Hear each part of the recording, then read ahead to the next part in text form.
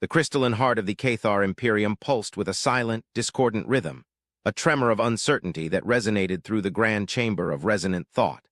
Light from a captive star, filtered through 1,000 crystalline prisms, fractured into 1 billion shimmering motes, each one a testament to the Cathar's mastery over the physical universe. Yet, for the first time in millennia, the light felt cold, the familiar refractions imbued with a sense of foreboding. The assembled shards, the ruling council of the Cathar, remained motionless, their multifaceted bodies absorbing the ambient light, their thoughts a cascade of silent, overlapping logic streams. Before them, suspended in the chamber's null-gravity well, a holographic representation of the anomaly shimmered, a stark and unwelcome intrusion into their ordered reality. It was a fleet, a vast and silent armada that had appeared without warning at the edge of the galactic core, in a sector of space that had been silent for 500,000 years. The ships were a geometric enigma, their design defying all known principles of Cathar engineering, their energy signatures a perfect, unnerving void. They did not radiate heat, nor did they emit any discernible energy. They simply were, a silent testament to a power that the Cathar, for all their technological prowess, could not comprehend. The Elder Shard, whose crystalline structure was a tapestry of 1,000,000 years of accumulated wisdom, finally broke the silence, its thoughts rippling through the chamber's psionic medium. The Loremaster will present the findings of the initial reconnaissance. The voice was not sound, but a direct impression on the consciousness of every shard present, a melody of pure, unadulterated logic. The Loremaster, a shard whose facets were etched with the records of every known civilization, drifted forward, its internal light shifting to a somber, analytical hue. The data is inconclusive, Elder Shard. The fleet does not conform to any known technological paradigm. Our probes, upon approaching the vessels, did not detect any life signs, any energy cores, any form of propulsion. They simply ceased to function, their data streams terminating in a single, unreadable burst of static. It is as if they encountered a null space, a localized cessation of physical law. A murmur of disbelief rippled through the assembled shards, a discordant chime in the symphony of their collective consciousness. Such a thing was impossible, a violation of the fundamental principles upon which their understanding of the universe was built. A younger shard, its crystalline edges still sharp with the fire of ambition, pulsed with an aggressive crimson light.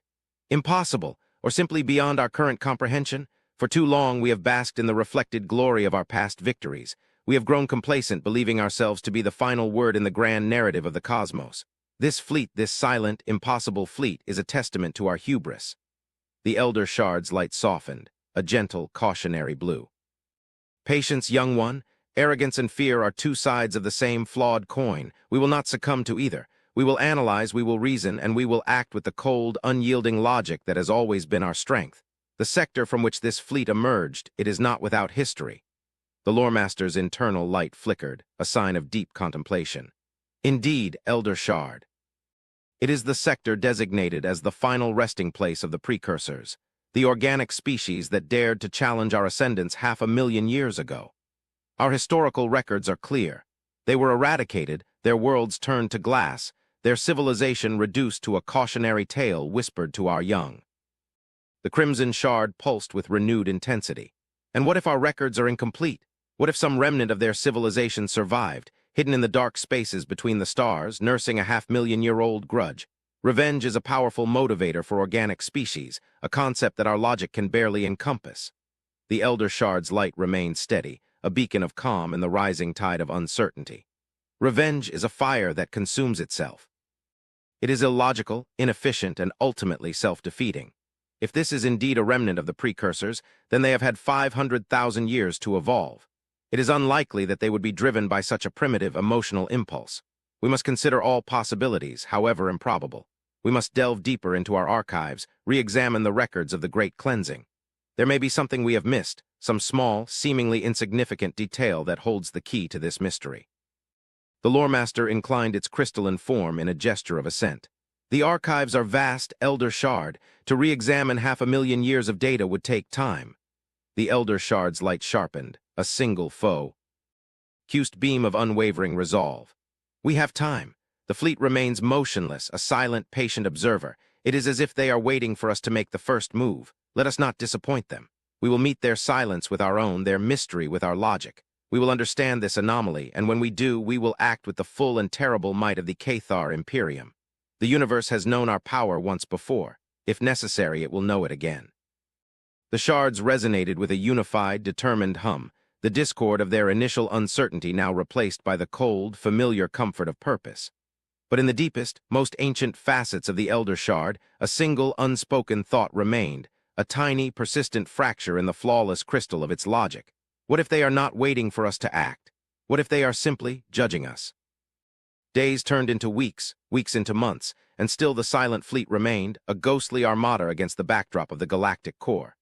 The Cathar Imperium, a civilization that had not known fear in 500,000 years, was now consumed by it. Every probe, every long-range scan, every attempt to glean some understanding of the silent ships was met with the same maddening, impossible void. The fleet was a perfect enigma, a monument to a technology so advanced that it bordered on magic. The Cathar, for all their mastery of the physical universe, were like children staring at a locked door, unable to even conceive of the key. The grand chamber of resonant thought was in a constant state of session, the air thick with the silent, frantic exchange of data and speculation. The initial confidence of the Elder Shard had begun to erode, replaced by a growing sense of unease that permeated the entire council. The Crimson Shard, once a lone voice of aggression, now found its views gaining traction among the younger, more impetuous members of the council. They argued for a preemptive strike, a demonstration of Cathar power that would shatter the silence and force the hand of their mysterious observers. The Loremaster, its internal light now a constant, troubled gray, argued for caution. To attack a foe we do not understand is to invite annihilation.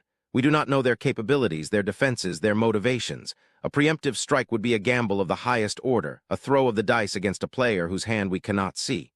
The Crimson Shard countered, its thoughts sharp and incisive. And to do nothing is to invite obsolescence. We are the Cathar. We do not wait for our enemies to reveal themselves. We define the terms of engagement. We are the masters of this galaxy. It is time we reminded this silent fleet of that fact. The debate raged, a silent, internal war of logic and ideology. The Elder Shard, for the first time in its long existence, found itself without a clear path forward. The logic that had guided the Cathar for millennia was failing them, their reason a blunt instrument against the impenetrable mystery of the silent fleet. It was during one of these endless, circular debates that the impossible happened. A single, clear, and perfectly modulated signal emanated from the lead ship of the silent armada. It was not a broadcast, not a hail, but a direct, focused beam of information aimed at the heart of the Cathar Imperium, at the grand chamber of resonant thought itself. The signal was not a language, but a stream of pure, unadulterated mathematics, a universal language that the Cathar understood as intimately as their own crystalline structure. It was a complex and elegant equation, a beautiful and terrifying thing that described the nature of their own psionic communication, the very medium through which their thoughts flowed. It was a message that said, in the most profound and unambiguous way possible, "We hear you. We understand you. We have been listening to your every thought." The grand chamber fell into a stunned, absolute silence. The debate, the fear, the arrogance, all of it was washed away by the cold, simple, and terrifying truth of that message. They were not alone in their own minds. They had been observed, analyzed, and understood by an intelligence that had remained hidden for 500,000 years. The Crimson Shard's light flickered and died, its aggressive confidence shattered into a million pieces. The Loremaster's gray light deepened, a shade of profound intellectual terror. The Elder Shard, after a long and terrible moment of silence, pulsed with a single, resigned thought. They have made their move. The silence is broken. Now we will have our answers. The mathematical equation on the holographic display shifted, the elegant numbers and symbols dissolving and reforming into a new message. A message that was no longer a display of technical prowess, but a simple, direct, and utterly chilling question. Are you ready to be judged? The Cathar Imperium, the masters of 1,000 galaxies, the self-proclaimed Phi. Now word in the cosmic narrative could only wait in silent, abject terror for the verdict. For the first time in their long and storied history, the Cathar were no longer the arbiters of destiny. They were the accused, standing before a silent, patient, and utterly alien judge. And they had a sinking, terrifying feeling that they already knew the verdict. A new message followed the first, not in the language of mathematics, but in the ancient, formal dialect of the Cathar High Council, a language that had not been spoken by any other species in 500,000 years. The voice was calm, measured, and devoid of any discernible emotion. It was the voice of a scholar, a historian, a philosopher, and it sent a wave of pure, unadulterated dread through the grand chamber. We are the custodians of a memory you have long sought to erase. We are the echo of a voice you silenced. We are the consequence of a choice you made 500,000 years ago. The holographic display shifted, the abstract geometry of the silent fleet replaced by a single, stark image. A planet of breathtaking beauty, a world of blue oceans, green continents, and swirling white clouds. It was a world that the Cathar had never seen, yet it felt hauntingly familiar, a phantom limb of a forgotten history. The voice continued, its calm, dispassionate tone a stark contrast to the growing horror in the grand chamber. You called them the precursors, a convenient, dismissive term for a civilization that dared to stand against your relentless, unthinking expansion. You believed you had eradicated them, that their memory was nothing more than a footnote in the grand, self-aggrandizing history of the Cathar Imperium. You were wrong. The image of the blue and green world dissolved, replaced by a montage of images, a visual history of a civilization that was both achingly beautiful and heartbreakingly familiar. There were cities that soared into the clouds, their architecture a symphony of grace and function. There were works of art that spoke of a deep and profound understanding of the universe, of a love for beauty that the Cathar, in their cold, logical existence, had never known. And there were people, a bipedal, soft-skinned species, their faces a kaleidoscope of emotions that the Cathar could only dimly comprehend. Joy, sorrow, love, and a fierce, unyielding courage. They were called humans, the voice said, and the name echoed in the grand chamber with the weight of 500,000 years of silence. And they were not alone. They were the heart of a great and diverse coalition of species, a union of civilizations that had chosen cooperation over conquest, understanding over annihilation. They were the very antithesis of everything the Cathar Imperium stood for, and for that you condemned them to death. The images shifted again, the beauty and grace of the human civilization replaced by scenes of unimaginable horror. There were worlds on fire, cities reduced to rubble, oceans boiling away into a toxic, irradiated steam. And there were the Cathar, their crystalline ships a plague of geometric locusts, their energy weapons a scythe that reaped a harvest of death across 1,000 worlds. The grand chamber was a maelstrom of silent, horrified thought. This was their history, their great cleansing, but seen not through the sanitized lens of their own records, but through the eyes of their victims. It was a truth they had long denied, a crime they had buried beneath a mountain of self-congratulatory lies. The crimson shard, its light now a dim, flickering ember, pulsed with a single desperate thought. Lies, this is a deception, a trick designed to weaken our resolve. The calm voice from the silent fleet responded without a moment's hesitation. We do not deal in lies, we are the truth, we are the memory of those you destroyed, and we have come not for revenge, but for justice. The word hung in the air, a cold and heavy weight. Justice was a concept that the Cathar had always defined on their own terms, a tool of conquest, a justification for their own relentless expansion. To have it turned against them was a paradigm shift so profound that it threatened to shatter the very foundations of their civilization. The elder shard, its internal light a maelstrom of conflicting emotions, finally found its voice. What is it you want from us? If not revenge, then what? Annihilation, a repeat of the great cleansing with us as the victims. The voice from the fleet seemed to pause, as if considering the question. When it spoke again, its tone was, for the first time, tinged with something that resembled emotion, a deep and abiding sorrow. We are not you. We do not find solace in destruction. We do not believe that one crime can be erased by another. We have come to offer you a choice that you denied to the humans and their allies 500,000 years ago. The holographic display in the center of the chamber flickered, the images war and destruction replaced by a single, simple object. A small, unassuming black box, its surface a perfect, light-absorbing void. This is a repository of memory, the voice explained. It contains the complete and unedited history of your great cleansing, the personal testimonies of 1,000,000 worlds, the final thoughts of 1,000,000,000,000 souls. It is the truth in all its terrible and beautiful complexity. Your choice is this. You can accept this truth, integrate it into your collective consciousness, and begin the long and painful process of atoning for your past. Or you can reject it, and we will leave you to your self-imposed ignorance, your empire of lies. But you will be quarantined, your expansion halted, your civilization a cautionary tale for a galaxy that is about to awaken to a new and better way of being. The grand chamber was silent, the Cathar Council frozen in a state of collective shock. The choice was as simple as it was impossible. To accept the truth would be to shatter their identity, to admit that their entire civilization was built on a foundation of genocide and lies. It would be an act of cultural suicide. But to reject it would be to condemn themselves to a living death, a gilded cage of their own making, forever haunted by the ghosts of a past they refused to acknowledge. The Elder Shard looked at the black box, at the silent, patient fleet that had brought it, and it understood. This was not a negotiation, it was a reckoning. The humans in their infinite, terrifying patience had not come to destroy them, they had come to save them from themselves, and the price of that salvation was the one thing the Cathar had never been willing to pay: humility. The choice was theirs. The future of their civilization, and perhaps the future of the galaxy itself, hung in the balance. And for the first time in its long and storied existence, the Elder Shard did not know the right answer. The internal debate that followed was the most tumultuous in the history of the Cathar Imperium. The Grand Chamber, once a symbol of unity and order, was now a fractured and discordant space, a battleground of competing ideologies and existential fears. The Crimson Shard, its light a defiant, angry red, argued for defiance. This is a poison pill, a weapon designed to destroy us from within. They offer us a choice between suicide and a living death. I say we choose neither. I say we fight. We are the Cathar. We do not bow. We do not break. The Loremaster, its gray light now tinged with a deep, mournful blue, countered with a weary, pragmatic sorrow.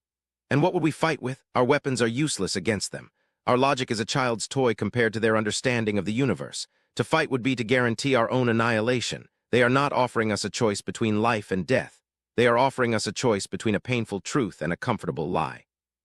And for 500,000 years we have chosen the lie. Look where it has brought us. The Elder Shard remained silent, its internal light a swirling vortex of 1,000 different colors, a reflection of the turmoil that raged within its ancient consciousness. It replayed the images it had been shown, the beautiful, vibrant world of the humans, the faces filled with a range of emotions it had never known, the terrible, silent scream of a dying galaxy. It thought of the calm, dispassionate voice from the fleet, a voice that held no malice, no hatred, only a deep and abiding sense of justice. And it thought of the black box, the repository of a truth so terrible that it could shatter a civilization. The Cathar had always prided themselves on their adherence to logic, on their ability to see the universe as it truly was, stripped of the messy, irrational emotions that plagued organic species. But what if their logic was flawed? What if their entire understanding of the universe was based on a single, fundamental lie, the lie of their own infallibility? It was this thought, this single, terrifying crack in the foundation of its being that finally led the Elder Shard to its decision. It rose from its position in the council, its internal light coalescing into a single, pure white flame, a light of clarity and resolve. We have lived in the dark for 500,000 years, its thoughts echoed through the chamber, silencing the raging debate. We have built an empire on the bones of those we deemed unworthy, and we have called it progress. We have mistaken power for wisdom, and we have mistaken silence for peace. The humans have offered us a chance to step into the light, to see ourselves as we truly are. It will be a painful light. It will burn away the lies we have told ourselves for millennia. It may even destroy us, but it is the truth. And we, the Cathar, who have always claimed to be the ultimate arbiters of logic and reason, cannot, in the end, deny the truth. The Elder Shard drifted forward, towards the holographic representation of the black box. We will accept their offer. We will accept the memory of our past, and we will accept the consequences. We will become something new, something better, or we will cease to be. But we will not continue to live this lie. The age of the Cathar Imperium as we have known it is over. A new age, an age of atonement, is about to begin. The Grand Chamber was silent, the assembled shards a frozen forest of crystalline shock. But then, one by one, their internal lights began to change, their discordant colors slowly, hesitantly, coalescing into the same pure white light as the Elder Shard. The Crimson Shard was the last to change, its angry red light flickering and fighting against the rising tide of acceptance. But in the end, it too succumbed, its light softening, paling, and finally, joining the unified, silent chorus of white. The Cathar, for the first time in their history, had chosen humility over hubris, truth over power. It was a decision that would change them forever. The black box materialized in the center of the Grand Chamber, a silent, unassuming object that held the weight of 1,000,000 worlds. The Cathar Council, now unified in their purpose, began the slow, painful process of integrating the memories within. It was a torrent of grief and loss, a symphony of sorrow that washed over their collective consciousness, eroding the foundations of their pride, dissolving the arrogance that had defined them for 500,000 years. They witnessed the beauty of the civilizations they had destroyed, the art, the music, the love, the laughter. They felt the terror of the final moments, the desperate, futile struggle for survival, the heart-wrenching goodbyes of a trillion souls. And they saw the humans not as the arrogant, expansionist power they had painted them to be, but as a species of fierce protectors, of brave and selfless guardians who had sacrificed themselves to save others. They had stood against the tide of Cathar aggression, not for their own sake, but for the sake of a galaxy that was still young, still full of wonder, still worth fighting for. When the process was complete, the Grand Chamber was a different place. The proud, arrogant shards of the Cathar Imperium were gone, replaced by a council of humble, grieving penitents. The light in the chamber was no longer the cold, fractured light of a captive star, but a soft, warm, and gentle glow, a light of understanding and empathy. The Elder Shard, its internal light now a steady, peaceful white, addressed the silent fleet, its thoughts no longer a declaration of power, but a humble, heartfelt plea. We have seen the truth. We have felt the pain we have caused. We are ashamed. We do not know if we can ever atone for what we have done, but we will spend the rest of our existence trying. Tell us what we must do. We are at your mercy. The calm, dispassionate voice from the fleet responded, its tone now imbued with a warmth that had not been there before. The mercy you seek is not ours to give. It is a gift you must give to yourselves. Atonement is a journey, not a destination, but you will not walk it alone. The holographic display in the chamber shifted, the image of the black box replaced by a breathtaking view of the silent fleet, no longer a menacing, enigmatic presence, but a beautiful and awe-inspiring sight.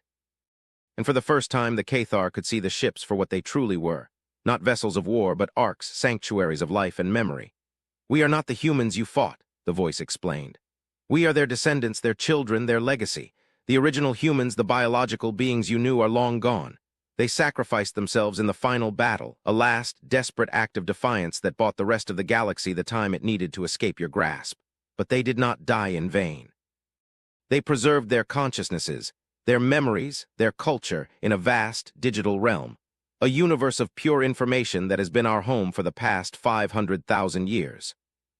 The Cathar listened in stunned silence, their understanding of the universe once again being completely upended. We have spent the last 500,000 years in contemplation, the voice continued. We have watched the galaxy evolve, we have seen new civilizations rise and fall, and we have learned the lessons that our ancestors paid for in blood. We have learned that power is not the answer, that conquest is a hollow victory, and that the only true path to immortality is not through the preservation of the self, but through the preservation of life in all its diverse and beautiful forms. The fleet began to move, the silent, geometric ships arranging themselves into a new and breathtaking formation, a spiral galaxy of light and energy. We did not come here for revenge. We did not come here to judge you. We came here because you are a part of the grand, cosmic tapestry, and your thread, for all its darkness, is still a part of the whole, and because the tapestry is in danger. The image in the center of the chamber changed again, the beautiful spiral of the human fleet replaced by a dark, terrifying, and utterly alien sight. It was a tear in the fabric of space-time, a wound in the universe that was bleeding a dark, corrupting energy into the galaxy.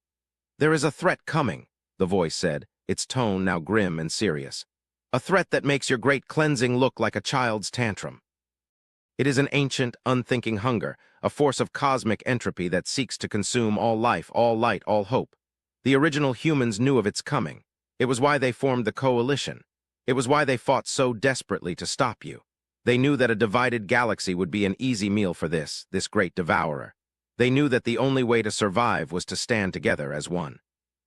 The Cathar looked at the terrifying image of the cosmic rift, and then at the beautiful, hopeful spiral of the human fleet, and they understood. Their 500,000-year-old conflict was not the end of the story. It was just the beginning. The humans had not come to punish them for their past. They had come to recruit them for the future. We have been preparing for this day for 500,000 years, the human voice said, its calm resolve a beacon of hope in the face of unimaginable terror. We have built this fleet, we have gathered our strength, and we have waited for the day when the galaxy would be ready to listen. That day is today. The choice is yours, Cathar. You can fade into the darkness of your past, or you can join us in the light of the future. You can be the architects of your own redemption and the saviors of a galaxy that you once sought to conquer. The choice, as always, is yours. The Elder Shard looked at the faces of its fellow council members, at the dawning understanding, the nascent hope, the flicker of a fire that had been extinguished for 500,000 years, and it knew the answer.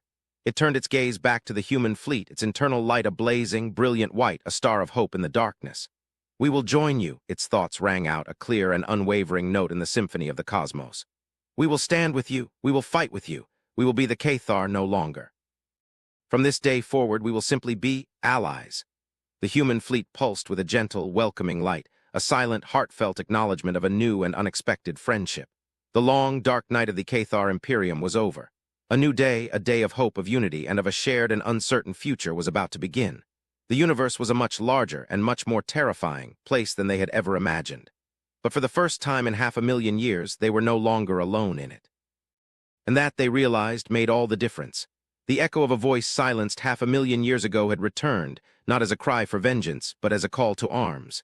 And the Cathar, the fallen empire, the penitent conquerors, were ready to answer. The great, silent war for the soul of the galaxy was over. The great, loud war for its very survival was about to begin.